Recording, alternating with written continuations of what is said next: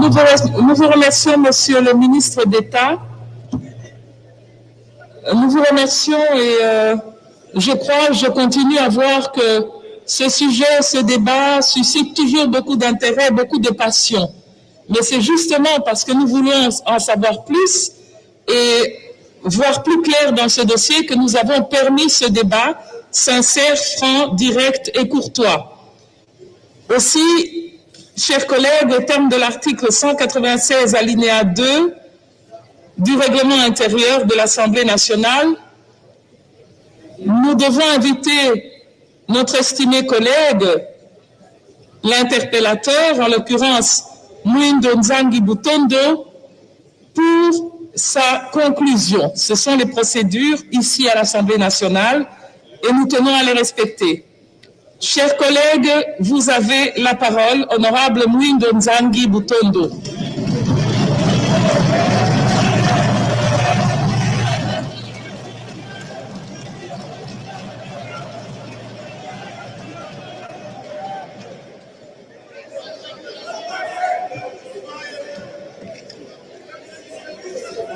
S'il vous plaît, collègues, nous avons dit que nous agissons dans un débat sincère et en toute courtoisie et sérénité. Laissez-le parler. Allez-y, honorable Nzangi. Honorable président de l'Assemblée nationale, distingués membres du bureau, honorable député et très chers collègues, c'est un honneur pour moi d'avoir déplacé par mon initiative un débat si capital pour le pays. Je remercie donc le bureau et sa présidente qui aujourd'hui doit recevoir les félicitations de tous les Congolais pour avoir permis pour la première fois qu'on puisse débattre de manière sincère sur ce débat sur Minembwe à l'est du pays. Ma reconnaissance aussi aux députés et à la plénière. Le jour de la recevabilité de cette interpellation, j'ai vu sur le visage des Congolais unis pour dire on doit savoir ce qui se passe. C'est de cette unité que le Congo a besoin pour se relever. Lorsque les enjeux importants sont là, nous devons être capables de nous unir et de parler un seul langage et de dire essayons de sauver notre pays. Je n'oublie pas les forces vives, les évêques, la société civile, la population tout entière, la diaspora, tous ceux qui se sont mobilisés pour que ce débat puisse être un succès. Honorable Présidente, dans cette conclusion, je vais parler de trois choses. La création frauduleuse de la commune de Minembwe, l'installation provocatrice de la commune de Minembwe, les antécédents et les menaces sérieuses contre l'unité du pays. Je vais aussi en profiter pour répondre à certaines contre-vérités avec courtoisie que je puis attendre ici, et puis je vais conclure par des suggestions et des recommandations. La création frauduleuse de la commune de Minembwe. Le ministre en a parlé, mais je voudrais revenir un tout petit peu. L'article 46 de la loi organique numéro 08/05 17 octobre 2008 portant composition, organisation et fonctionnement des ETD et les rapports avec l'État et les provinces. Il dit ceci, au terme de la présente loi, il faut attendre par commune tout chef-lieu de territoire, de toute subdivision de la ville ou toute agglomération ayant une population d'au moins 20 000 habitants, à laquelle le décret du Premier ministre aura conféré le statut de commune. Ce décret est pris sur proposition du ministre de la République ayant des affaires intérieures dans cette attribution après avis conforme de l'Assemblée provinciale. Pour récapituler cet article, la commune c'est une agglomération. Je ne veux pas emprunter le terme commune rurale, mais la commune c'est une agglomération. Dans la définition de l'agglomération, c'est une cité, un lieu où se massent les habitations. La commune, ce n'est pas des fermes, des endroits où les gens habitent de manière dispersée sur une longue étendue et ils réunissent 20 000 personnes. Non. C'est des populations qui se mettent à un lieu.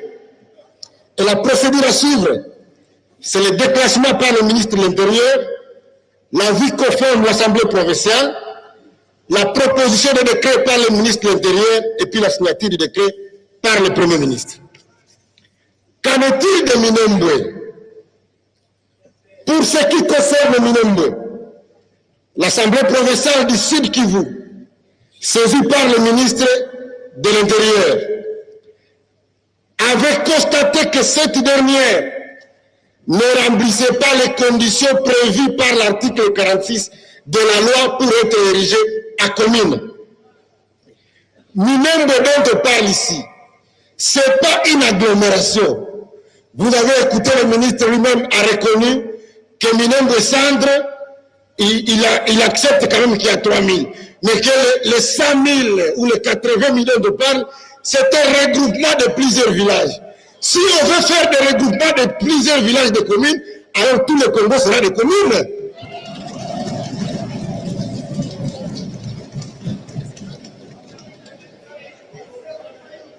Il y a plutôt de vastes étendues de prairies avec des pasteurs dans un habitat dispersé, chacun à côté de ses vaches.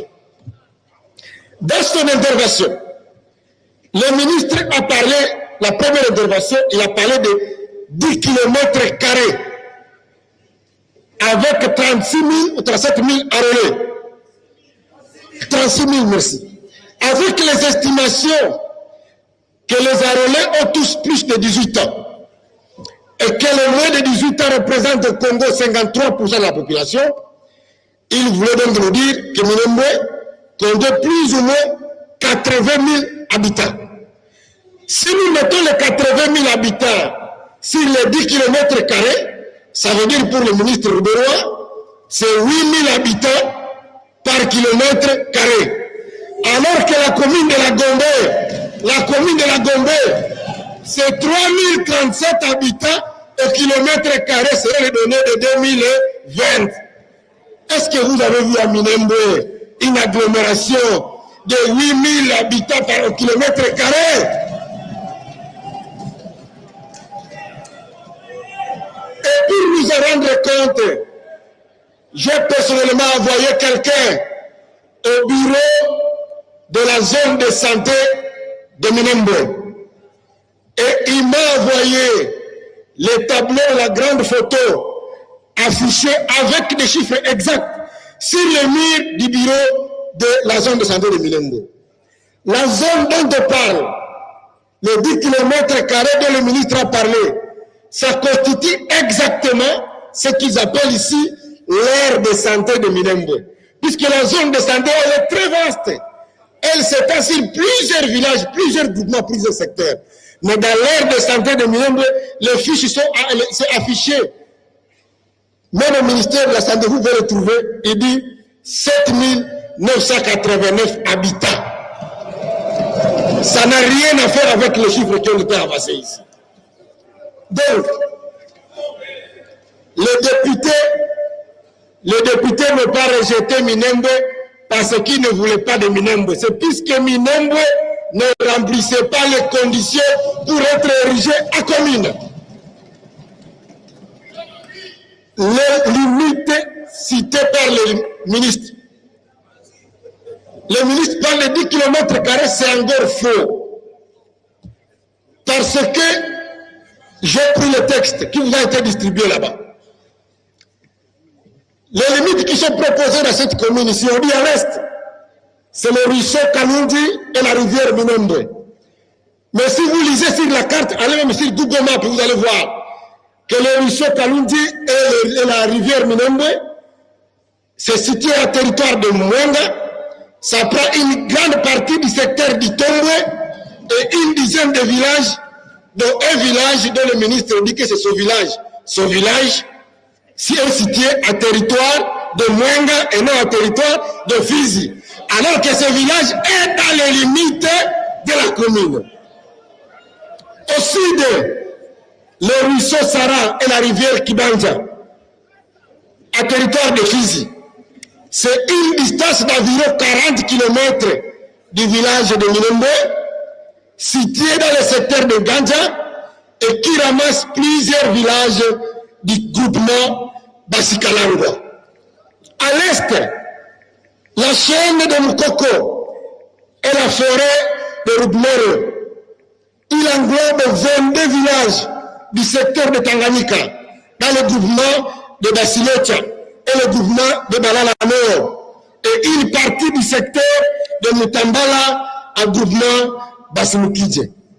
À l'ouest, la rivière Matanganya est dans le secteur de Lulenge, mais elle prolonge à territoire de Mwenga dans le secteur du Tombe. En bref, la fameuse commune prend les terres de 5 secteurs et 10 groupements à territoire de Fizi et à territoire de Mwenga.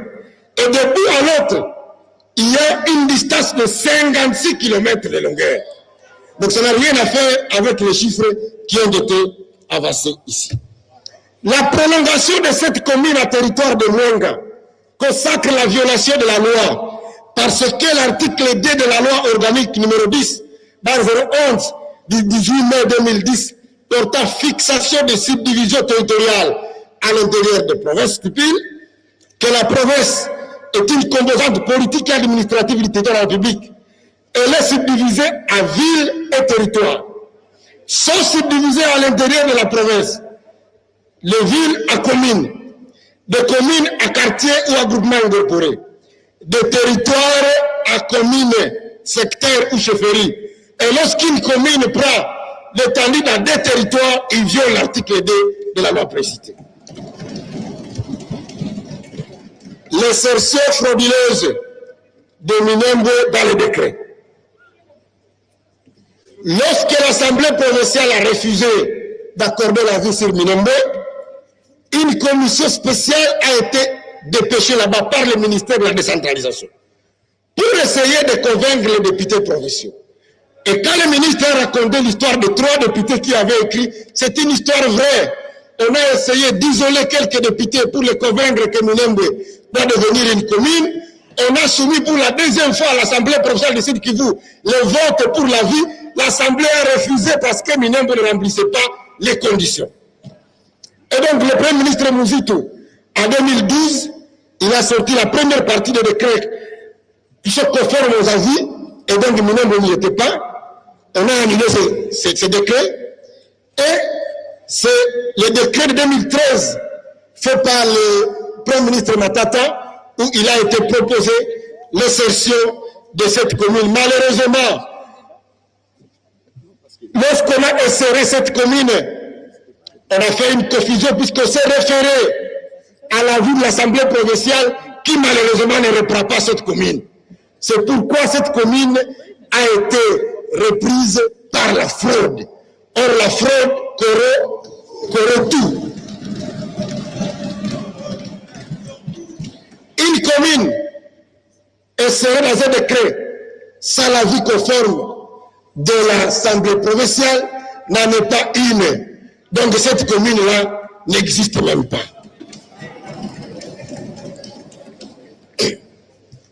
Alors, qu'est-ce qui s'est passé à la suite? Et c'est là qu'on veut démontrer ce qu'on appelle le conflit d'intérêts. En 2015, il y a eu le décret numéro 15/013 portant surséance à l'exécution de certaines dispositions du décret précité. Et ce décret a confirmé seulement les chefs-lieux de nouvelles provinces comme villes, les chefs-lieux de territoire et les anciens de cités comme communes. Alors, le décret a souligné dans ce préambule la nécessité de corriger tout ce qui avait eu des erreurs.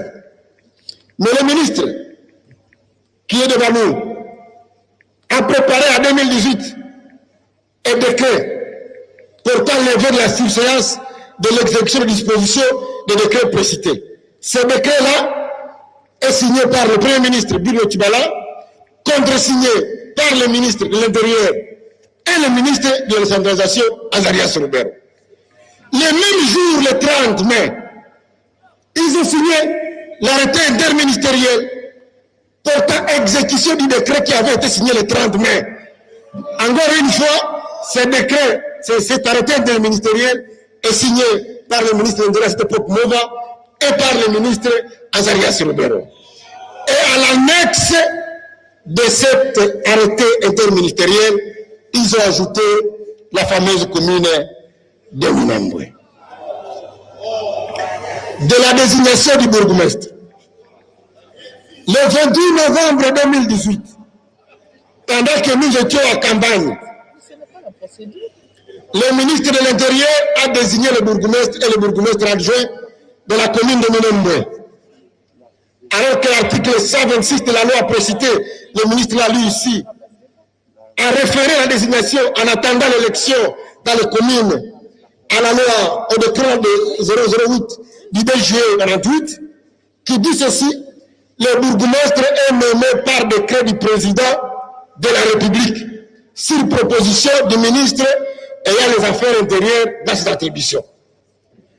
Alors, pourquoi ils se sont précipités à désigner le bourgmestre en violation de la loi?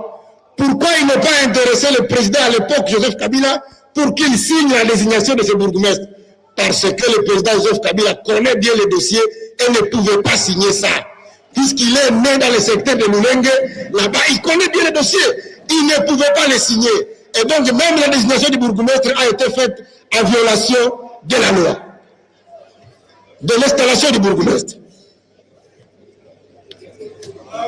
Des ordres de mission. Des ordres de mission signés le même jour, pour le même itinéraire, le même nombre de jours, curieusement à des temps différents, parce que c'est deux ordres de mission qui comportent des numéros qui se distancent. Mais je me pose la question, comment les ministres d'État pouvaient-ils se retrouver membres d'une délégation présidée par un ministre, alors que c'est lui qui est le plus précédent? Honorable Nzangi, vous revenez au débat alors. Vous revenez au débat là.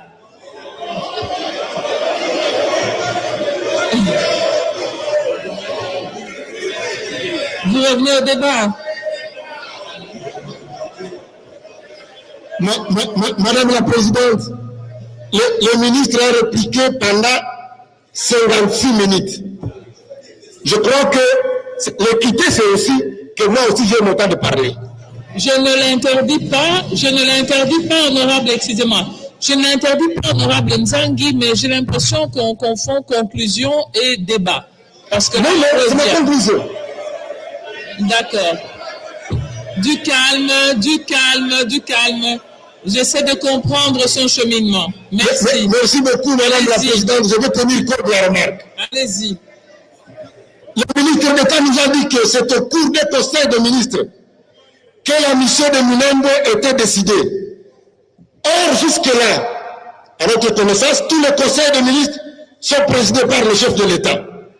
Et dans son adresse au député à Goma, le chef de l'État avait bien dit qu'il n'était pas au courant de cette mission. Donc, de quel conseil de ministres parle-t-on? Troisièmement, le ministre a toujours chanté la bonne gouvernance. Et ce parti a comme slogan la bonne gouvernance. On le lui reconnaît. Mais comment comprendre que les deux ordres de mission qui ont été signés le même jour, avec le même itinéraire, se retrouvent avec deux bailleurs de fonds? Un ordre de mission qui doit être payé par la Banque mondiale, un autre ordre de mission qui doit être payé par le Trésor public. Je me demande, est-ce que les fonds induits qui ont été perçus ont été remboursés dans la caisse de l'État selon la procédure? Est-ce que l'installation du bourgmestre était effet du hasard, une coïncidence, ou c'était effet programmé? Voici, honorable présidente, ma conclusion sur cette question-là de l'installation du bourgmestre. Les membres de la délégation de la caravane de la paix ont été informés à l'aéroport de Kavumu par des militaires qu'au-delà de la mission de la paix, ils vont aussi installer un bourgmestre. Ils sont là, ils ne disent pas le contraire. Tout était préparé.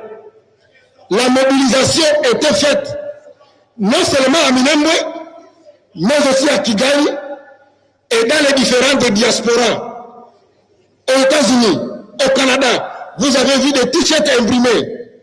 Une chanson commune de Minembwe enregistrée à la gloire du Victorieux, le ministre, et enregistrée dans un studio IP de Nairobi au Kenya. Ça ne ressemble pas à une coïncidence. Ça a été programmé du début à la fin. Le ministre est venu dire ici qu'il n'était pas au courant de cette planification de l'installation du ministre.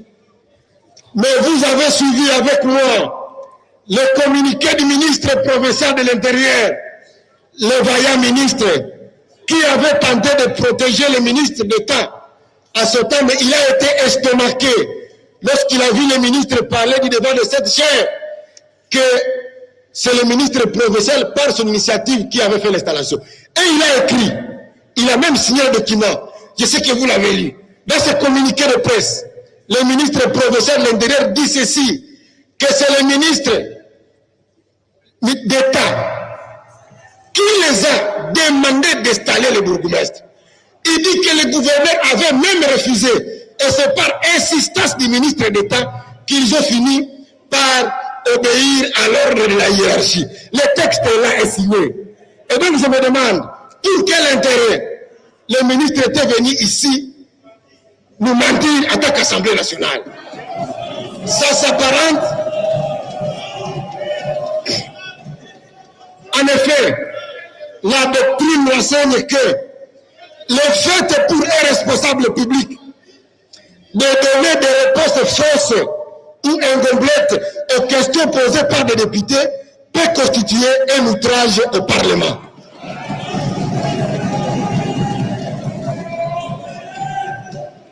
Honorable Présidente, honorable membre du bureau, des antécédents.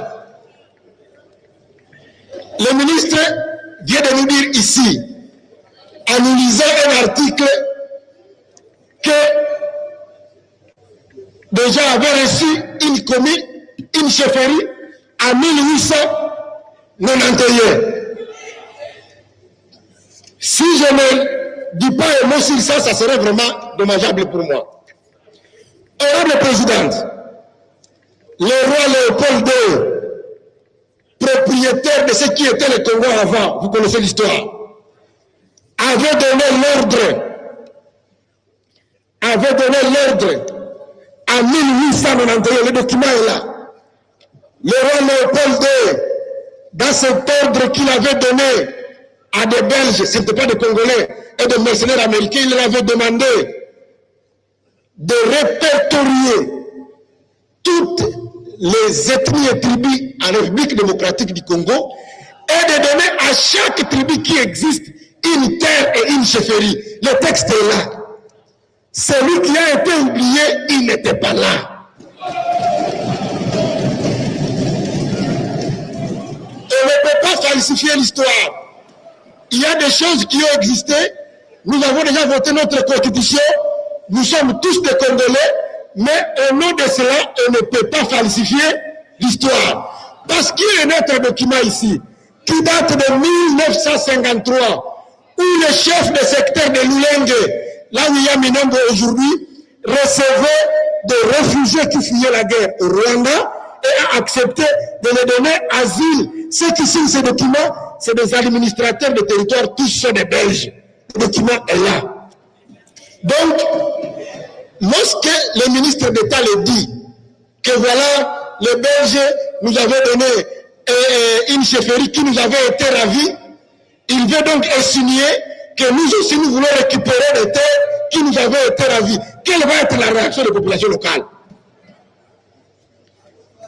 Deuxième antécédent, je ne parle pas du territoire de Minembwe qui avait été créé, mais est-il que ce territoire-là, qui avait été créé par le RCD, avait créé des chefferies, des secteurs et des groupements qui avaient des chefs qui n'étaient pas les chefs légitimes. On a saucissonné des secteurs qui existent depuis 1800. Et on a créé de nouveaux secteurs dans lesquels on a mis à la tête des personnes qui n'ont pas de loyauté. Tout ça, c'est des actes d'antécédents pour lesquels on doit tenir compte. En 2004, lors du 1+4, je ne vante rien, parce que vous savez que le même ministre, le ministre Robert, qui était vice-président de la République à cette époque, avait séché les institutions parce qu'on n'avait pas reconnu le territoire de Minembwe. Et je viens de vous lire les limites, vous sentez que ce qu'on appelle aujourd'hui commune de Minembwe, c'est le territoire bis. C'est pratiquement les limites épais amenuisées, mais de ce qui était le territoire de Minembwe qui avait été rejeté par l'Assemblée de la population congolaise. Pendant la même période, donc, pendant la conférence de Goma, en 2008, le ministre a proposé, dans les résolutions de la conférence, la création du territoire de Minembwe. Donc, c'était une revendication personnelle et il y revient de tout le temps. Honorable présidente, puisque je suis en train d'aller à la fin, vous ne devez pas oublier qu'en 1996, à cause de cette question ici, dont on vient de débattre ici, et là je remercie beaucoup l'honorable Bazaïba qui en avait parlé avec brio, nous avons connu la guerre à l'Est. Il y a eu la guerre à l'Est parce qu'on a dit que les gens, la population de l'Est, avaient refusé d'accorder des terrains à des populations qu'ils discriminaient. Je me souviens de la journée du 6 janvier 2007. Moi que vous voyez ici, je n'allais pas être avec vous, puisque mon village de Tchavinyongue a été attaqué par un escadron dans cet objectif ici. J'étais dans un restaurant avec 30 personnes, j'étais la 30e. Et 10 minutes avant, j'ai eu un mauvais pressentiment, je suis sorti du restaurant. J'ai couru. Mais 10 minutes après, tous ceux qui étaient dans ce restaurant-là à Tchavinyongue ont été tués. Il y avait 19 femmes, il y avait des enfants, et chacun a reçu une balle dans l'œil droit. Les gens sont morts, des millions de personnes sont mortes à cause de cette question de revendication de terre. Moi, je croyais que c'était une question déjà dépassée, mais je ne comprends pas pourquoi on y revient encore, parce que le ministre d'État, il veut remuer les couteaux dans la plaie. C'est l'état de faire la paix, on ne doit pas revenir sur ça. D'ailleurs, je crois que c'est le moment pour nous de dire, il n'y a pas de paix sans justice. Je soutiens le combat du docteur Mukwege de dire, le rapport mapping, on doit les réveiller pour que les gens qui ont commis des crimes puissent être sanctionnés. Peut-être qu'à partir de ce moment-là, on va devoir avoir la paix. Alors, est-ce que les Congolais doivent vraiment craindre? Puisque l'honorable Mounoubou en a parlé ici. Il a dit, il n'y a rien. Vous ne devez pas avoir peur. Moi, je dis aux Congolais, faisons très attention. Ne soyons pas naïfs. Une situation se passe maintenant. Et au Karabakh, territoire azerbaïdjanais, habité majoritairement par les Arméniens, qui demandent leur rattachement à l'Arménie avec le soutien d'une grande partie de la communauté internationale, ça doit nous interpeller parce que l'article 7, alinéa 5 de la Constitution du Rwanda stipule que les Rwandais, leurs descendants, qui, entre le 1er novembre 1959 et le 31 décembre 1994, ont perdu la nationalité rwandaise suite à l'acquisition d'une autre nationalité étrangère, sont d'office réintégrés dans la nationalité rwandaise. Ça veut dire quoi? C'est quand même des pièges qui nous ont tendus pour vouloir nous dire que même ceux qui ont renoncé à la nationalité rwandaise, le fait qu'ils soient de vagues de mouvements de réfugiés de 59, ils sont rwandais même là où ils sont. L'exemple, nous en avons ici. Dans cette salle ici, en 2008, l'honorable Dini Abakarani, qui était député avec nous, avait été arrêté et condamné au Rwanda une année. L'Assemblée nationale avait envoyé une délégation au Rwanda pour faire prévaloir son immunité parlementaire. Le Rwanda avait dit, Dunia, c'était citoyen rwandais, il n'a rien à faire avec le Parlement congolais.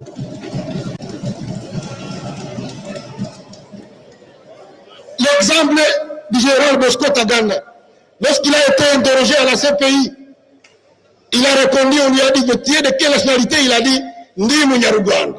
je suis citoyen rwandais, alors qu'il est général nommé dans l'ONG à la République démocratique du Congo. Donc, lorsque les gens disent qu'ils ont peur, parler sans tabou, ça veut dire aussi il faut comprendre la peur des autres. Et la guerre qui... La situation de Béni, c'est la même situation. Les gens ont les entités, mais au même moment, il y a des gens qui arrivent pour réoccuper les places qui ont été laissées. Je sais que vous êtes au courant de ça. Tout ça, c'est des signes nationalisateurs. Demain, il ne faut pas que ça vous revienne qu'on a créé la commune de Boga ou la commune de Kainama. Je voudrais donc dire que c'est ici l'occasion pour les Congos tout entier de se réunir et de dire, pour mettre fin à la situation qui se passe à l'Est, cette question doit être sérieusement créée. On ne doit pas accepter que, à la recherche de nouvelles terres, Sarkozy avait pris la parole ici, et il vous l'a dit, que la question de la démographie du Rwanda, on doit y trouver la solution à partir de la RDC. Ce n'est pas une utopie, nous devons continuer à veiller. C'est pour cette raison que je vais finir par des conseils de suggestions et des propositions de recommandations. Nos frères du Sud Kivu m'ont demandé de dire à son Excellence, Monsieur le ministre d'État, qu'ils sont fatigués, qu'ils veulent vivre à paix avec leurs frères congolais. Ils ont l'impression, avec le frère et sœur, je me suis beaucoup honorable Geneviève, ils ont l'impression que le ministre d'État Rouberois, pour ce positionnement politique, il continue à remuer les couteaux dans la plaie pour qu'on continue à parler de la haine tribale alors que cette haine était en train de disparaître. Il croit que vous utilisez cette haine tribale comme une marchandise politique pour vous maintenir au pouvoir. Je ne sais pas s'ils ont raison ou pas. Et ils disent, demandez vraiment au ministre en face de nous laisser vivre à paix. Nous voulons vivre la paix avec les Congolais, ils ont accepté. Nous sommes dans tous les business. À chaque fois qu'on revient sur cette question, ça nous préjudicie dans ce que nous faisons comme travail. Dans une interview que le ministre a accordée à Jeune Afrique, il a dit lui-même ceci: si on demande que j'ai commis une faute, qu'il y a eu conflit d'intérêt, il a dit il va démissionner de lui-même. Or, je viens de vous le démontrer, je crois qu'il va tirer des conséquences à démissionner de lui-même. C'est pas moi qui l'ai dit. Je finis par les recommandations. Première recommandation: rapporter et corriger le décret numéro 013/030 du 13 juillet 2013 conférant le statut de ville et de commune à cette agglomération du Sud Kivu pour des raisons d'insertion frauduleuse de la commune de Minembwe sans avis favorable de l'Assemblée provinciale conformément à la loi. Une proposition de recommandation: ordonner l'annulation des actes au propos du gouvernement. Ordonner l'annulation des actes de nomination du bourgmestre et du bourgmestre adjoint de la commune de Minembwe. Troisième proposition de recommandation: initier des enquêtes pour déterminer les responsabilités des agents publics de l'État et leurs complices impliqués dans la fraude concernant le dossier de la commune de Minembwe à vue de sanctions exemplaires. Quatrième recommandation: s'il est ché, essayez de voir à toute assemblée comment donner à la commission de suivi la mission d'évaluation globale du processus de décentralisation dans le pays. Pour le reste, Madame la Présidente, je vais vous remercier pour le temps que vous m'avez accordé pour que je puisse traiter de cette question. Je veux remercier le député pour l'attention soutenue. Je ne voulais pas plonger dans le sensationnel, j'ai donné des faits vérifiables. J'ai l'ensemble de textes ici, tous les textes auxquels j'ai fait référence, ils sont là. Celui qui veut le voir, je crois que le ministre a suffisamment écouté et il a compris qu'il est tombé dans un conflit d'intérêts. Il doit tirer les conséquences à démissionner de lui-même Merci beaucoup.